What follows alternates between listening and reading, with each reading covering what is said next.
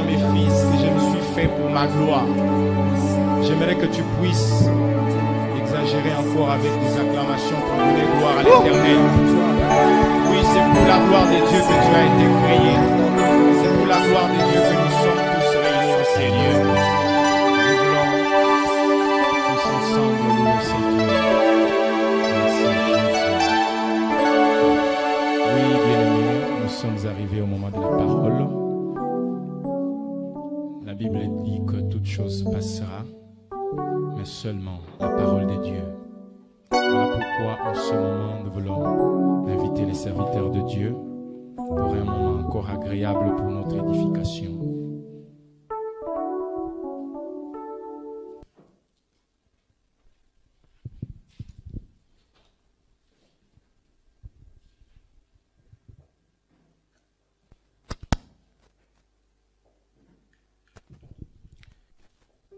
Bonjour, peuple de Dieu, de là où vous me suivez, dans vos maisons, dans vos salons, partout où vous êtes, je vous salue au nom de Jésus-Christ et je vous dis Shalom. Bien-aimés, aujourd'hui le message se trouve dans le livre d'Exode, chapitre 6. Premier verset et deuxième verset. Exode chapitre 6, premier verset et deuxième verset.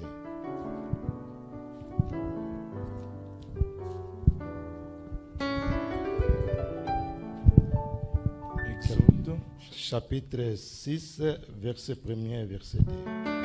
Exode chapitre 6, versets 1 et 2, nous lisons la parole. L'Éternel dit à Moïse, tu verras maintenant ce que je ferai à Pharaon. Une main puissante les forcera à les laisser aller. Une main puissante les forcera à les chasser de son pays. Dieu parla encore à Moïse et lui dit, je suis l'Éternel. Amen. Bien-aimés, comme vous venez de suivre la lecture, j'ai intitulé le thème d'aujourd'hui « La puissante main de Dieu ». La puissante main de Dieu. L'histoire qu'on venait de nous lire, c'est l'histoire qui est connue de tout le monde.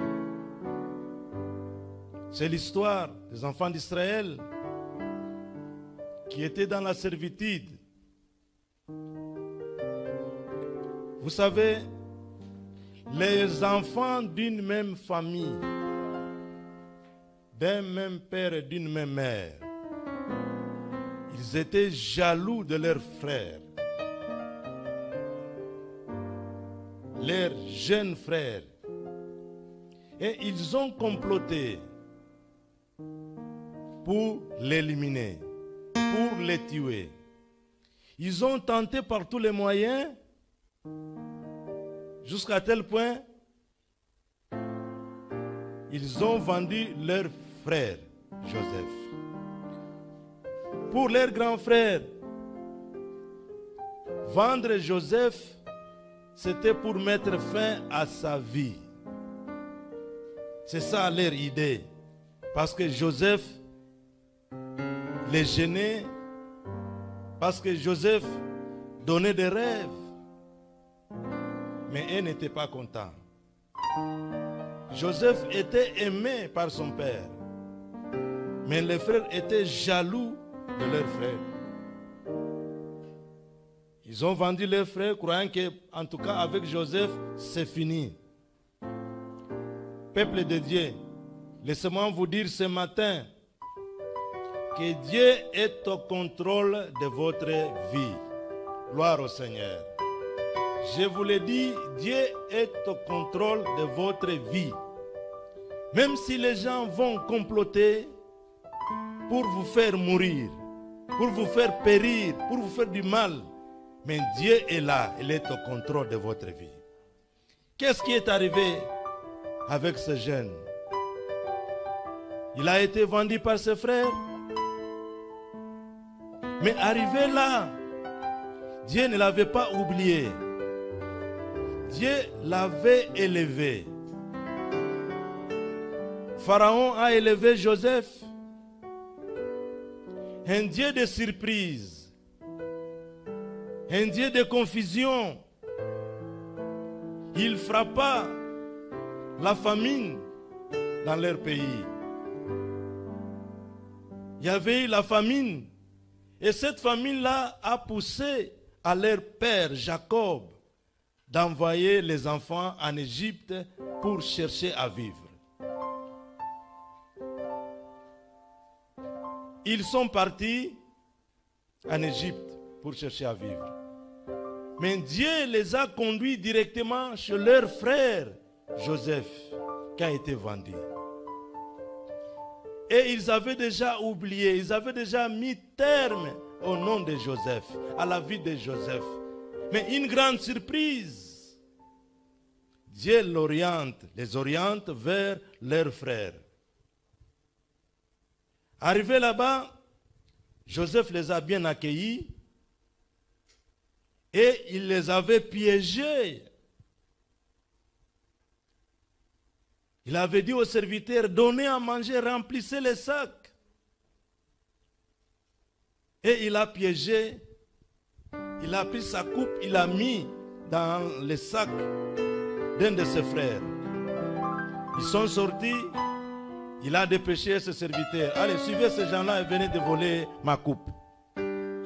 Effectivement, on avait trouvé la coupe dans les sacs. Ils sont rentrés. Avec tout ce qui s'est passé, Joseph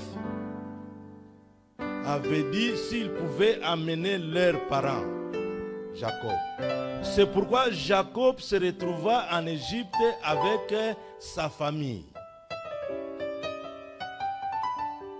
Jacob quitte son pays et il part en Égypte avec sa famille à cause de la famine. Et là, il trouve son fils qui a été vendu par ses frères. Bien-aimés, ce que je vais vous dire ce matin, partout là où vous me suivez, je vais vous dire ceci. Notre Dieu, c'est un Dieu de miséricorde. C'est un Dieu d'amour. C'est un Dieu qui veille à notre vie. Malgré la tempête, malgré tout ce qui peut arriver, mais Dieu est au contrôle. Il nous surveille. Dieu avait surveillé Joseph. Et après la mort de Joseph, ses frères sont restés en Égypte. La présence de Joseph mettait un garde-fou, empêchait aux Égyptiens de faire du mal à ses frères.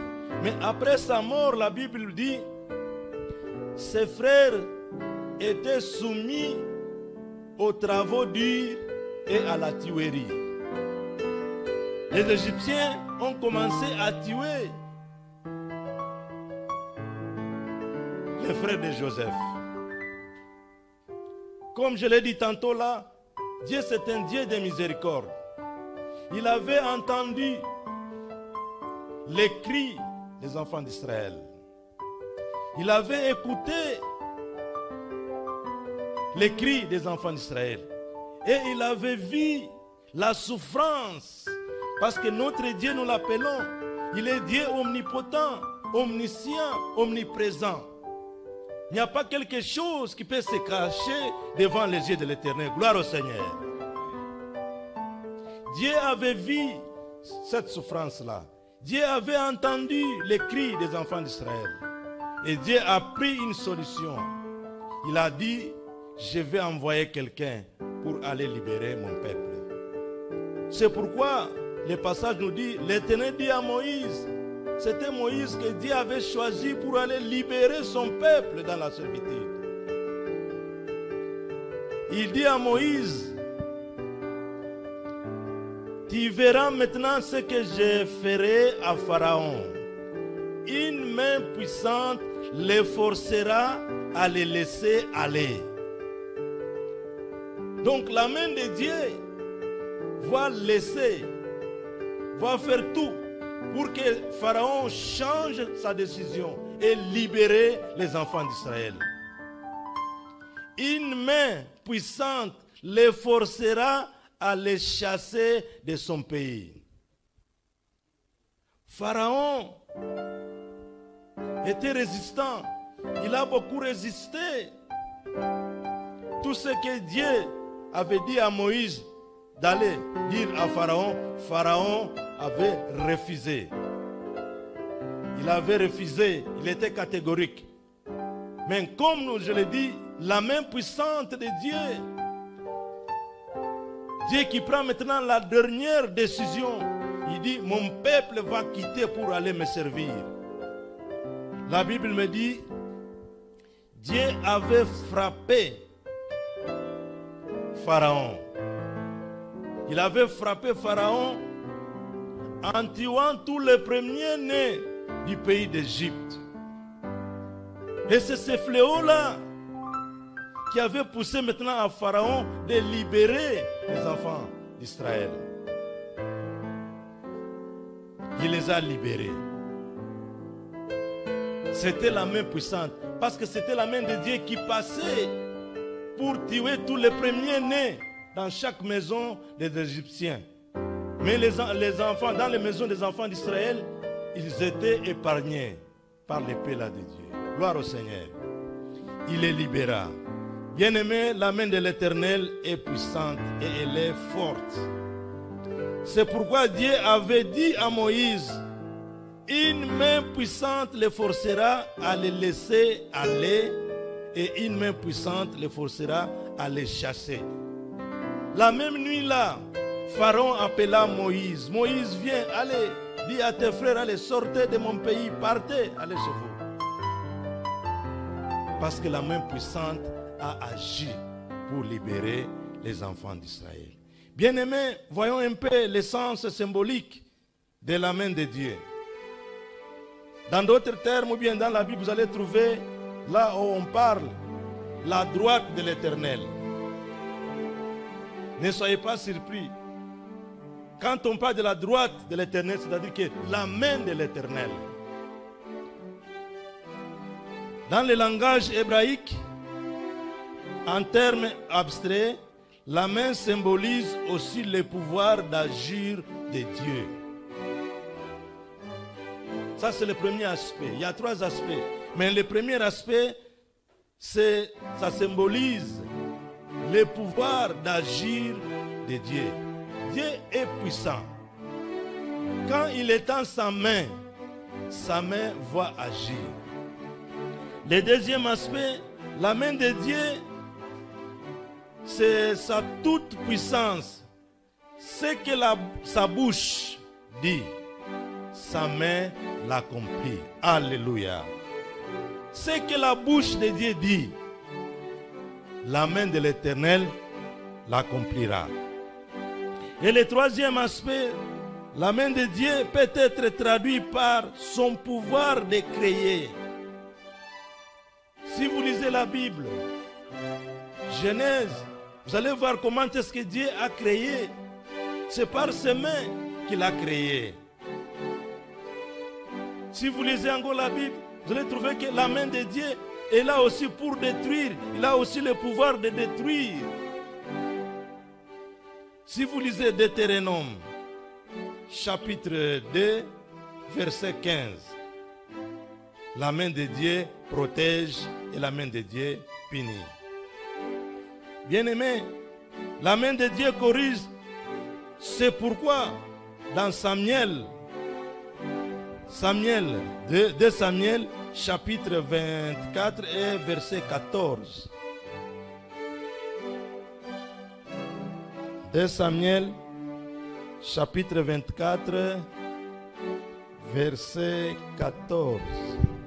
2 Samuel 24, verset 14, nous lisons.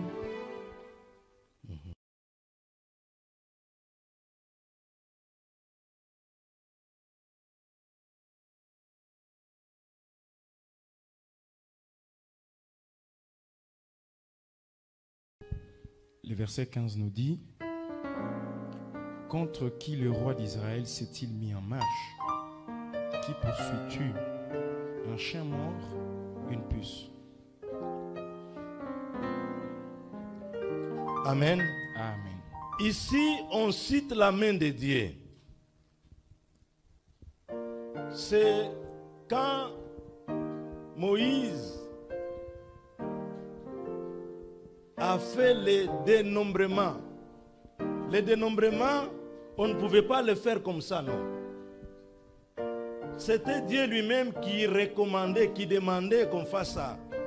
Mais Moïse, il a vu la population, le peuple qui était à côté de lui.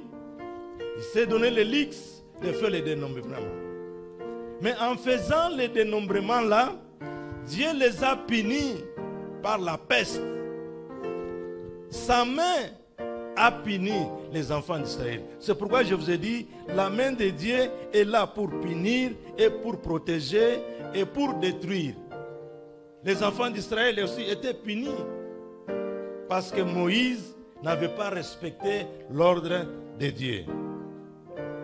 Dans toutes les religions, la puissance est un attribut essentiel de la divinité. C'est le seul Dieu qui est puissant. C'est le seul Dieu qui est puissant. En dehors de lui, il n'y a pas encore un autre Dieu qui peut s'égaler à lui. Il est le seul, le maître des temps et des circonstances. C'est lui qui connaît tout. Et c'est lui qui, par sa bouche, il parle et la chose s'exécute. Alléluia. Bien-aimés, je sais que nous traversons un moment très difficile. Là où il y a l'histoire qui est à la une, on parle de Covid-19. Bien-aimé, le Covid-19 n'est pas puissant. C'est Dieu qui est tout puissant. Le Covid-19 a une fin, mais Dieu n'a pas la fin.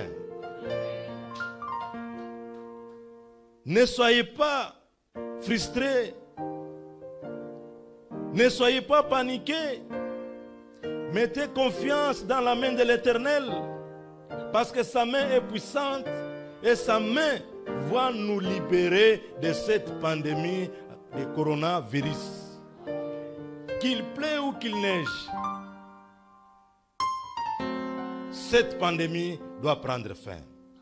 Parce qu'il y a un Dieu qui est tout puissant. Bien-aimé, la foi chrétienne, notre credo, formule le premier article de la révélation biblique. Chaque fois nous disons toujours: je crois en Dieu le Père tout-puissant.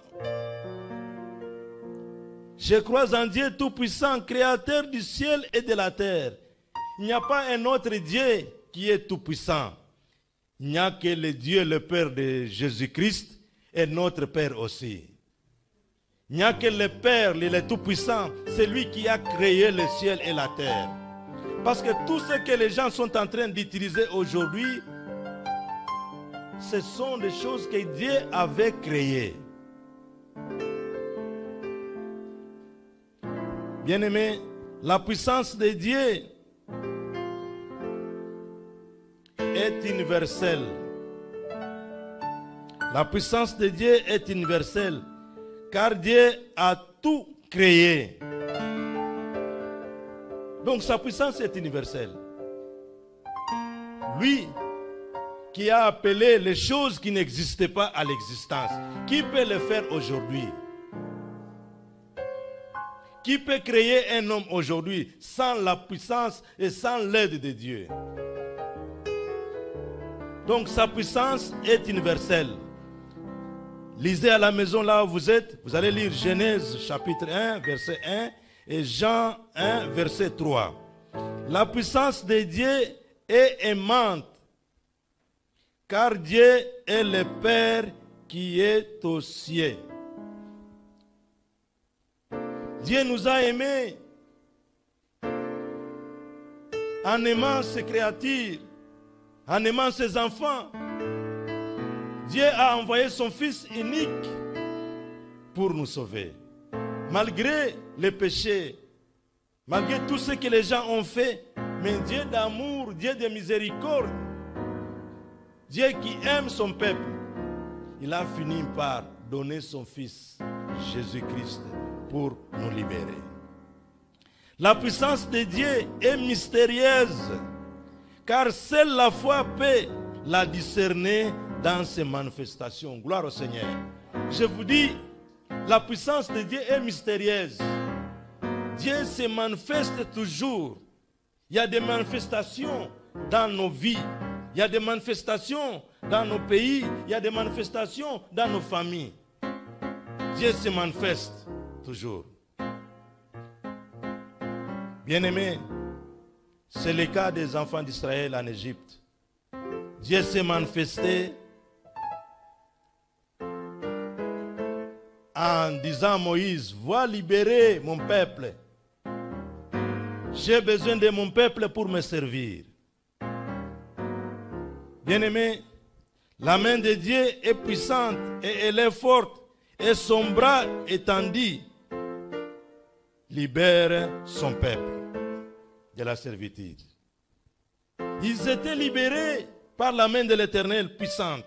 Bien-aimés, la main de Dieu agit en faveur de ceux qui ont en elle une foi parfaite. Là, je vais tirer votre attention. Si vous ne mettez pas confiance en Dieu, sa main ne doit pas agir et n'agira pas. Mais une fois vous mettez confiance en Dieu, vous vous confiez en lui, sa main puissante va agir dans votre vie et dans votre famille. Bien-aimés, nous devons chercher à être sauvés par la droite, c'est-à-dire la main de l'Éternel. Quand Dieu se lève, quand sa droite se lève pour sauver ou délivrer, il n'y a pas à négocier ou à supplier. Quand Dieu se lève, quand sa main se lève, Dieu ne peut pas dire, non, attendez, ou négocier avec quelqu'un. Non, il agit directement, parce que lui n'a pas à négocier avec Satan. Dieu, lui, par sa main puissante, il arrache ses enfants qui sont dans les mains du diable. C'est ça. Nous devons chercher, bien-aimés, cette main, cette droite-là, pour nous libérer de la servitude. Mais cela se manifeste par notre foi. Nous devons avoir la foi, une foi parfaite. Il ne faut pas aujourd'hui, vous croyez, demain, vous retournez encore, vous faites encore un pas en arrière. Non. Si vous croyez, si vous acceptez, si vous mettez confiance en Dieu, vous devez persévérer. Bien-aimés, laissez-moi vous dire, les chrétiens ne peuvent pas vivre aisément. Le diable est là. Tous ceux-là qui sont déjà dans le camp du diable, le diable ne les suit pas. Le diable attaque toujours les chrétiens, les croyants, comme vous là à la maison. Vous êtes des chrétiens engagés. C'est pourquoi chaque fois vous voyez des tentations, vous voyez toujours les difficultés, le diable essaie de vous tenter, de vous tendre des pièges. Mais résistez à cela, parce que sa main est très puissante. Sa main va vous libérer et sa main va vous donner la victoire. Gloire au Seigneur. Bien-aimés, c'est pourquoi Abraham croit que celui qui appelle, comme je vous ai dit, à l'existence, peut aussi ressusciter les morts. Il est le seul. Il y a des morts, mais la puissante main de Dieu peut ressusciter les morts. Mais un magicien, un franc-maçon n'a pas cette puissance-là, n'a pas ce pouvoir-là. Mais c'est Dieu qui a ce pouvoir-là de ressusciter les morts. C'est pourquoi nous devons, frères, croire à cela. qu'un jour, Dieu va nous ressusciter. Même si les ennemis nous attaquaient, mais notre Dieu va nous ressusciter des morts. Nous devons nous confier à celui dont sa parole peut tout et sa main de qui nul ne peut résister ou ne peut échapper. Vous pouvez vous échapper à la main des gens de ce monde. Mais la main de l'Éternel, mes bien-aimés, vous ne pouvez pas vous échapper à cette main-là. Parce que c'est une main puissante. La main de Dieu accomplit des miracles et abat les ennemis. Israël, son parcours, si vous lisez la Bible, Exode et Deutéronome, vous allez voir comment Israël a traversé un moment difficile. Mais Dieu intervenait toujours par sa main, par sa droite. Il abattait les ennemis d'Israël. Lisons un peu Deutéronome, chapitre 2 et verset 15. Deutéronome, chapitre 2, verset 15.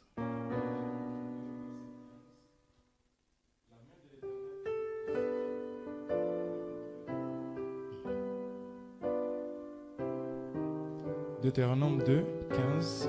La main de l'Éternel fut aussi sur eux pour les détruire du milieu du camp, jusqu'à ce qu'ils eussent disparu. Alléluia. La main de Dieu a intervenu pour faire disparaître les gens du camp. Bien-aimés, laissez-moi vous dire une chose. Dieu est puissant. Les gens sont limités. Mais Dieu, notre Dieu, il est illimité. Personne ne peut limiter Dieu. Dieu, lui, voit au-delà de ce que nous ne voyons pas. Notre intelligence se limite quelque part. Mais l'intelligence de Dieu commence par là. Alors, nous devons mettre confiance en Dieu qui intervient. Bien-aimé, Dieu est éternel, mais Satan a une fin. Dieu, il est éternel. Satan a une fin. Dieu est éternel, mais le coronavirus COVID-19 a une fin, croyez-moi. Ça va disparaître par la main puissante de Dieu. Nous devons implorer la main puissante de Dieu pour écraser ce COVID-19. Parce qu'à l'époque, il y avait eu aussi des pestes, il y avait aussi des épidémies. Mais Dieu avait arrêté cela. Même aujourd'hui, parce que nous disons, la Bible nous dit, notre Dieu est immuable. Notre Dieu ne change pas. Il est le même. Hier, aujourd'hui et éternellement. Donc cette puissance-là qu'il avait utilisée à l'époque, il peut encore l'utiliser aujourd'hui. Alléluia. Ce pouvoir-là qu'il avait dans l'ancien temps, il l'a encore même aujourd'hui. Il va exercer, il va agir. Parce qu'il est le même, il ne change pas de face. Dieu a châtié Pharaon. Il a délivré Israël. C'est de la même manière, de la même façon que Dieu va châtier aussi le COVID-19 et nous libérer de cette pandémie-là. Gloire au Seigneur. Dieu va utiliser sa main pour nous libérer. Dieu va utiliser sa main pour nous faire sortir de cette crise sanitaire. Le monde entier est en crise sanitaire. Mais la main puissante de l'Éternel va mettre fin à cette crise sanitaire dans notre pays. La main éternelle de Dieu, sa droite, va mettre fin à cette crise sanitaire dans l'univers terrestre. Parce qu'il est le seul Il est le Tout-Puissant. Il a la force. Quand Dieu lève sa droite, c'est pour sauver ou délivrer. Il n'a pas à négocier comme je vous l'ai dit. Dieu ne négocie pas. Mais il agit. Peuple de Dieu, là où vous êtes, je chute en vous disant ceci. Vous devez vous réjouir dans cette épreuve. Vous devez vous réjouir. Réjouissez-vous dans cette épreuve. C'est seulement à travers l'humilité et la faiblesse que la main puissante de Dieu peut se manifester dans notre vie. Acceptons cette épreuve. Ce n'est pas la fin du monde, bien-aimés. Moi, je ne pense pas que demain, ça sera la fin du monde. Là, je ne suis pas d'accord. Parce que la Bible dit, même les anges ne connaissent pas. Même son fils. Mais comment est-ce qu'un homme peut venir vous dire aujourd'hui que demain c'est la fin du monde? La fin du monde, c'est l'affaire qui concerne Dieu. C'est lui seul qui connaît les jours, l'heure et la date. Mais nous ne connaissons pas. Ne soyez pas paniqués par cette pandémie. Nous devons nous humilier. Dans notre faiblesse, c'est là où la main de Dieu va se manifester dans notre vie. Rien ne pourra résister de la main puissante de Dieu. Comme Dieu a libéré Israël de la servitude, il peut le faire encore aujourd'hui pour nous. Notre Dieu ne change pas. Il est toujours Dieu. Il est toujours tout puissant. Il a cette force-là. Il est capable de faire tout. Son fils l'avait dit, si vous refusez de m'adorer, je peux changer ces pierres. Et ces pierres vont adorer l'Éternel. Gloire au Seigneur. C'est pourquoi nous devons nous confier. Nous devons chercher. Nous devons invoquer. Nous devons demander à notre Dieu que sa main puisse agir. Et surtout, j'insiste, nous devons implorer, nous devons demander la main, la droite de Dieu, d'agir dans ces moments, dans cette période que nous traversons. Une période difficile, une période où les gens sont stressés, une période où les gens ils ont déjà dévié, ils ont déjà laissé la voie de l'Éternel pour chercher où se cacher. Mais nous avons notre rempart, c'est Jésus de Nazareth. Alléluia.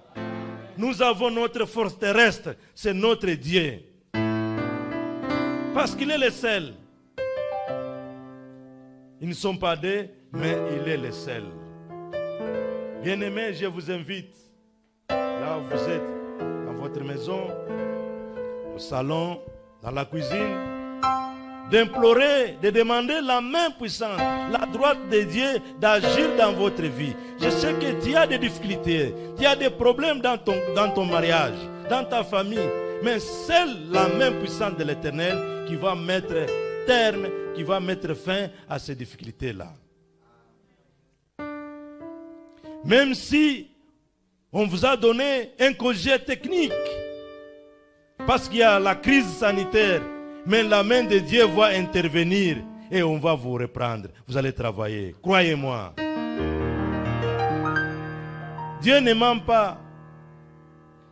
Mais Dieu, il a été toujours derrière ses paroles pour les accomplir. Dieu n'est pas un homme pour mentir, ni un fils de l'homme pour se repentir. Il est fidèle. Tout ce qu'il dit, ça se réalise. Vous qui venez de me suivre, j'aimerais qu'aujourd'hui, que vous puissiez implorer la présence de Dieu et surtout sa main puissante pour nous libérer de cette pandémie, pour nous libérer, pour nous donner la solution à nos problèmes. Parce que nous avons tant de problèmes. Vous avez tant de problèmes dans vos foyers. Vous avez tant de problèmes même au service là où vous travaillez. Il y a des gens toujours derrière qui sont en train de chercher et comment vous faire noyer. Mais implorez la droite de Dieu. Demandez la main de Dieu d'intervenir pour arrêter tous les complots là. Parce qu'il est puissant.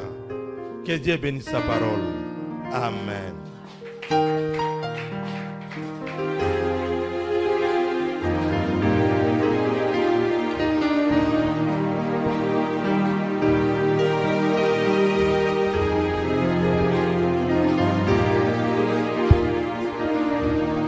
Bien-aimés frères et sœurs, là où vous êtes, nous voulons tous ensemble, avant d'entrer en prière, j'aimerais dire autrement la parole de Dieu qui dit que les légères afflictions, les légères souffrances, les légères maladies du temps présent ne sont rien à comparer à la gloire à venir. Nous voulons demander à ce qu'en ce moment, que l'Éternel puisse encore fortifier son Église. Ce n'est pas la première fois que l'Église est dispersée, mais c'est l'Esprit de Dieu qui rassemble. Nous voulons implorer la main de l'Éternel, cette main puissante, qu'elle puisse encore rassembler l'Église. Et partout les peuples dispersés, nous voulons être ensemble. Nous voulons que la force de Dieu, que la puissante main de l'Éternel puisse encore fortifier et consolider la foi de son peuple.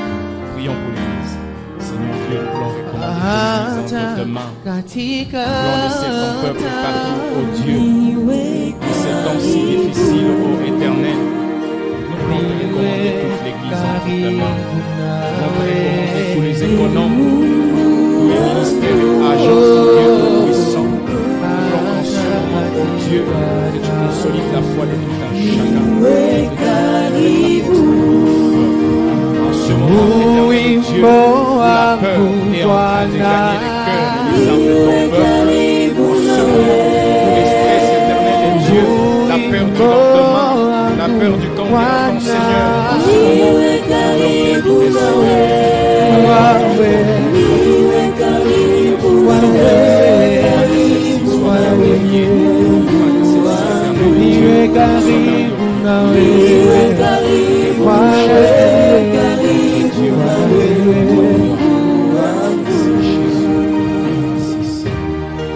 En ce moment, nous voulons recommander tous nos frères et sœurs qui sont malades.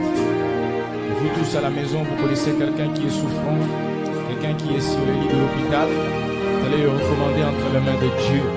Vous-même qui nous suivez en ce moment, peut-être que vous êtes souffrant. Vous allez par la foi vous joindre à nous au travers cette prière pour recevoir la guérison que la main puissante de l'Éternel donne. Lèvons nos voix et prions pour tous les malades. Seigneur notre Dieu, nous voulons te recommander ton peuple qui est souffrant. Il y a quelqu'un en ce moment, mon Dieu tout-puissant. C'est pas Éternel de Dieu, c'est le même de son. Oh, nous savons que ta main puissante, c'est cette même main que tu l'as dit au travers de ton serviteur. Et la même main qui agit à travers ton Église, c'est celle qui nous conduit aujourd'hui. Elle n'a pas changé. C'est la même main qui était avec nous. C'est la même main qui était avec Josué. C'est la même main qui était avec Moïse. C'est la même main qui était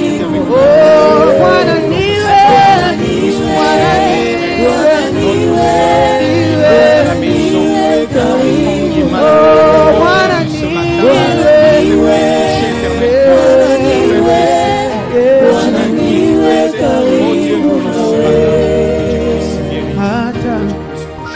Mateso Yesu jiwe karibu nawe, hata Baba magonjwa Bwana niwe karibu nawe, ninataka Yesu kuwa karibu nawe, Bwana niwe karibu, Bwana niwe, Bwana niwe, Bwana niwe karibu nawe, Bwana niwe, Bwana niwe karibu nawe. Le serviteur l'a même dit, seul Dieu demeure éternel. Cette pandémie qui est en train de décimer le monde, cette pandémie qui est en train de stresser les cœurs de plus d'une âme, cette pandémie qui est en train de terroriser les puissants de ce monde, ne pourra pas demeurer éternellement. Nous voulons recommander ces pays entre les mains de Dieu. Là où vous êtes, il y a quelqu'un à Bandaka, il y a quelqu'un au Lubumbashi, il y a quelqu'un au Sud Kivu, il y a quelqu'un qui est sur son lit en train de souffrir avec cette maladie. Cette main qu'on vient de nous prêcher est celle que les rabbins juifs appelaient la Shemetka de Dieu, cette main invisible qui est capable par son passage d'emporter toute maladie et toute souffrance.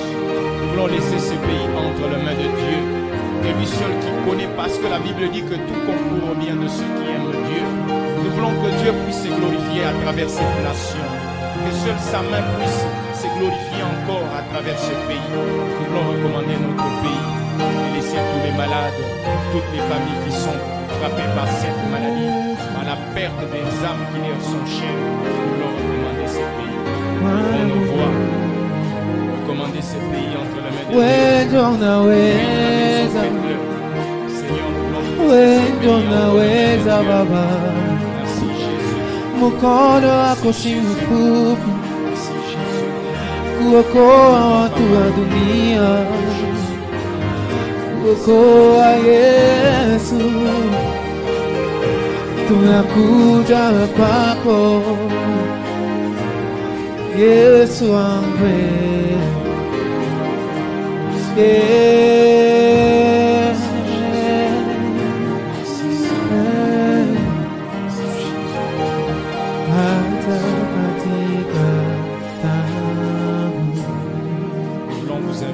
À la maison où vous êtes pendant ce moment, pendant que l'homme de Dieu va s'élever pour nous bénir tous, j'aimerais que vous puissiez vous approcher, je ne sais pas, de votre laptop ou de votre téléphone pour recevoir la bénédiction à travers l'homme de Dieu. Recevez la bénédiction.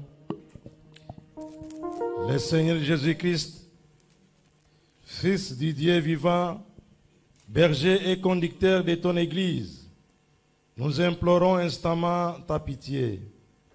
Remplis toutes les églises et communautés chrétiennes de la richesse de l'Esprit Saint, éclaire-les et dirige-les dans ce monde. Supprime, ô mon Dieu, mon roi, les scandales de la division, de sorte que l'Église d'une seule voix prêche et témoigne au monde de toi, l'unique seul Dieu. Donne à tous ceux qui croient en toi la force de l'amour et de la joie sainte, de l'assurance et de la persévérance. Et pitié aussi de tous les malades de Covid-19, de tous ceux qui souffrent dans des hôpitaux, de tous les prisonniers, de ceux qui désespèrent et de toute misère en ce monde. Éloigne-nous de cette crise sanitaire. Au nom du Père, du Fils et du Saint-Esprit. Amen. Amen.